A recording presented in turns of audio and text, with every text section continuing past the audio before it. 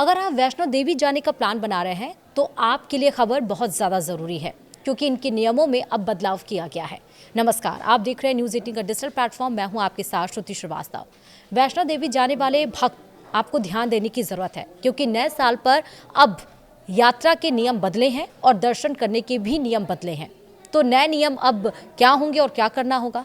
दरअसल माता वैष्णो देवी के दरबार में नव वर्ष पर आने वाले श्रद्धालुओं की भारी भीड़ को देखते हुए श्री माता वैष्णो देवी श्राइन बोर्ड ने यात्रा नियमों में महत्वपूर्ण बदलाव किया है। नए दिशा निर्देशों के अनुसार RFID यात्रा कार्ड जारी होने के बाद श्रद्धालुओं को अधिकतम अब 10 घंटे के भीतर यात्रा शुरू करनी होगी और दर्शन के बाद 24 घंटे के अंदर कटरा बेस कैंप लौटना अनिवार्य कर दिया गया है।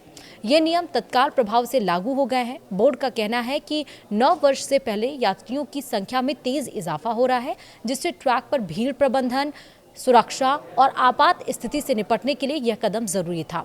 हम आपको अब बताएं कि पुराना नियम क्या था। दरअसल पहले RFID कार्ड जारी होने के बाद यात्रा शुरू करने की कोई सख्त समय सीमा नहीं थी। श्रद्धालु अपनी सुविधा से कभी भी यात्रा शुरू कर सकते थे और दर्शन के बाद लौटने में भी कोई बंधन नहीं था। कई बार श्रद्धालु दिनों तक भवन क्षेत्र में रुकते थे, जिससे ट्रैक पर ओवर क्राउडिंग होती थी। अब दर्शन में नॉर्मल कितना समय लगता है ये भी जानिए। कटरा से भवन तक की यात्रा 13 किलोमीटर अगर आप पैदल जाएं या घोड़े से या पिट्ठू से हेलीकॉप्टर से, तो आने जाने में सामान्यतः 12 से 24 घंटे लगते हैं।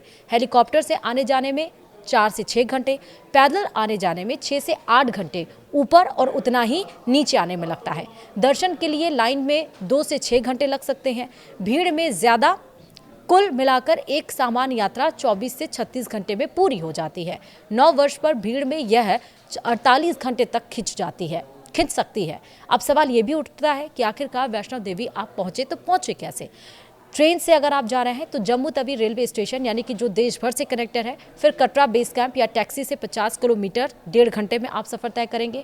अगर आप हवाई जहाज से जाने की सोच रहे हैं तो जम्मू एयरपोर्ट जो कि 70 किलोमीटर है, श्रीनगर एयरपोर्ट जो कि 200 किलोमीटर है, और अगर सड़क से सोच रहे हैं तो जम्मू या पठानकोट से बस लें या प्राइवेट वाहन से आप कटरा जा सकते हैं।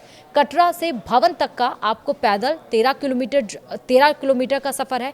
पैदल या बैटरी कार या घोड़ा, पिट्ठू, हेलीकॉप्टर जिससे भी आप जाना चाहते हैं, या फिर सनासर से भवन तक 1500 से 2000 रुपए आपको लगते हैं। ऑनलाइन पंजीकरण आपको अनिवार्य होता है श्राइन बोर्ड वेबसाइट से। और नए नियम से श्रद्धालुओं को अब फायदा क्या होगा ये भी आपको बता रहे हैं।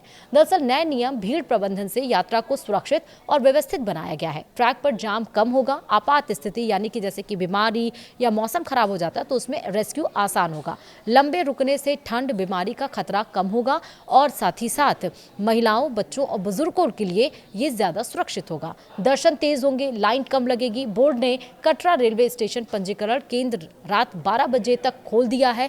कुल मिलाकर नव वर्ष की भीड़ में यह नियम श्रद्धालुओं को परेशानी कम और सुविधा ज्यादा देगा। बोर्ड ने यह भी कहा है कि उद्देश्य श्रद्धालुओं को परेशान करना नहीं बल्कि सुरक्षित दर्शन सुनिश्चित करना है।